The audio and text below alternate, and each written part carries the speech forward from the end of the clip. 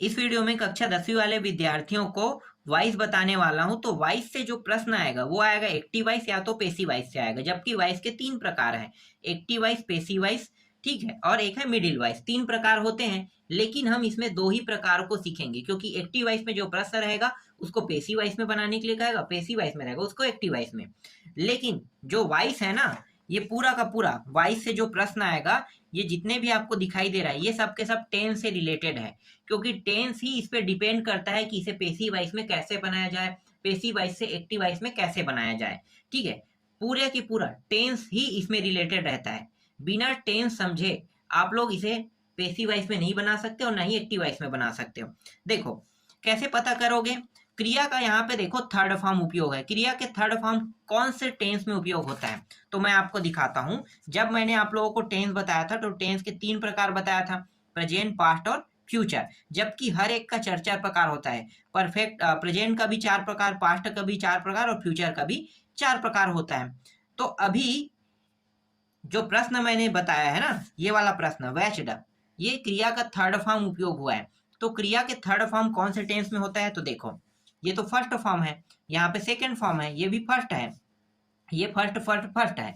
अब यहाँ पे देखो ये थर्ड थर्ड थर्ड, तीनों थर्ड है। तो थर्ड फॉर्म उपयोग होता है परफेक्ट में। देखो परफेक्ट में होता है, तो परफेक्ट में है और हैज दोनों लगा हुआ है, लेकिन यहाँ पे न तो हैव लगा है ना हैज लगा है। ठीक है, तो दोनों नहीं लगा है, तो ऐसी चीज ढूंढेंगे जो सिर्फ एक में उपयोग होता है। तो एक में उपयोग होने वाला क्या है, हैड है। ठीक है, एक में उपयोग होने वाला हैड है, तो हैड का उपयोग करेंगे। लेकिन हैड का उपयोग करेंगे, ठीक है, समझो, चलो मैं पहले बताता हूँ। हैड का उपयोग यहाँ पे करेंगे और क्रिया का थर्ड फॉर्म है। तो देखो इसे बनाएंगे कैसे, ही वॉच्ड अ मूवी। ठीक है, पता तो चल गया ना कि ये परफेक्ट टेंस है।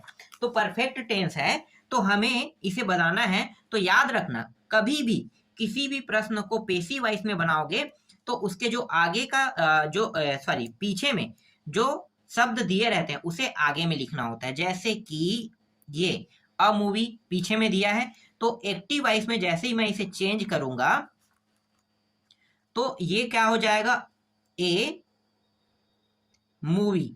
ठीक है, आगे में आ गया, ए मूवी आगे में आ गया, बचा क्या है, ये ही वॉच्ड बचा है ना। तो अब क्या करेंगे, इसके बाद अभी मैंने क्या दिखाया, हैड दिखाया ना, तो हैड का यूज करेंगे। हैड और हैड के साथ जस्ट इसके नीचे वाले जो पद है ना, परफेक्ट कंटिन्यूअस, इसमें क्या लगा है, हैड के साथ बीन लगा है।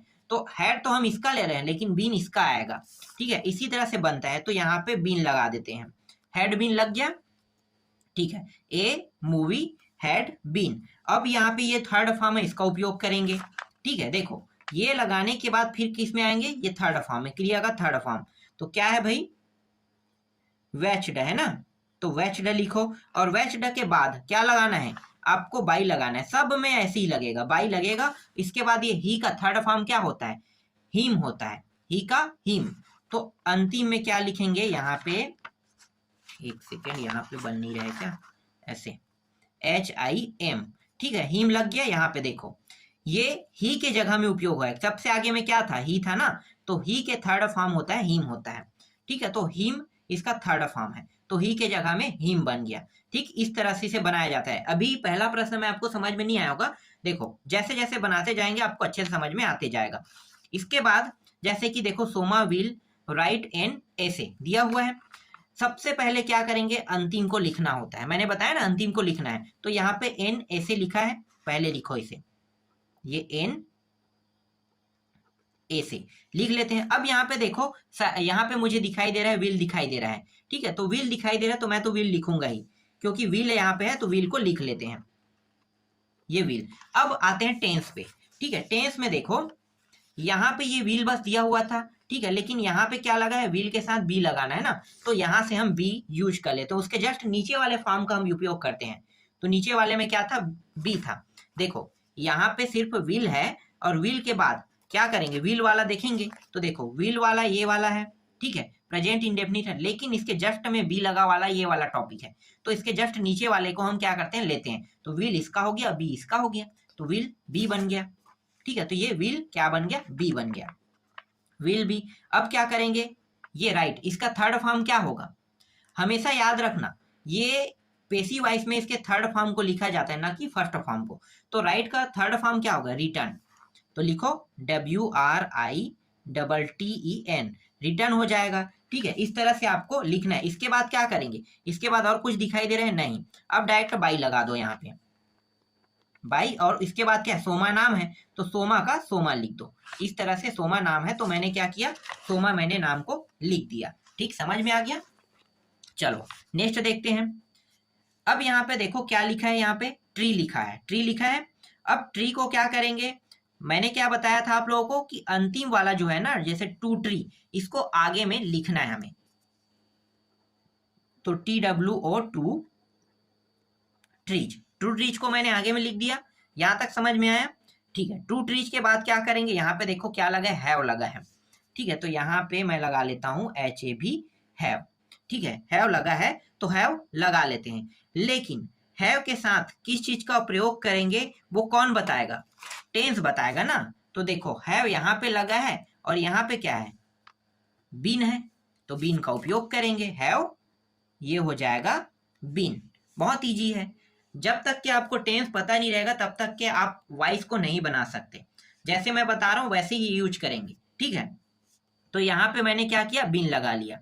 अब देखो इसके बाद क्या है?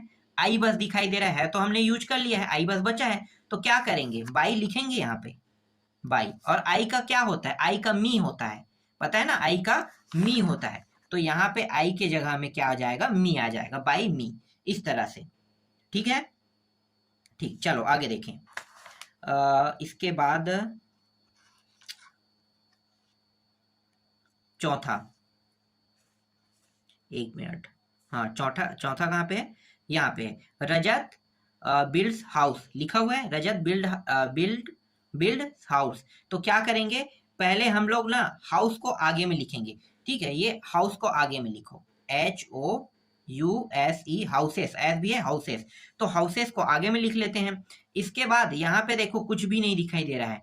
ठीक है, तो कैसे पता चलेगा? तो ये ना एकदम सिंपल, क्या है? सिंपल प्रेजेंट टेंस है, सिंपल प्रेजेंट टेंस। ये सिंपल प्रेजेंट टेंस है ना, इसके साथ एस लगा होता है। तो ये बिल्ड है ना, तो बिल्ड्स लिखा है, मतलब मुझे पता चल गया कि ये प्रेजेंट इंडेफिनिट टेंस है। तो प्रेजेंट इंडेफिनिट टेंस है तो इसके सर जस्ट नीचे वाले में क्या आता है?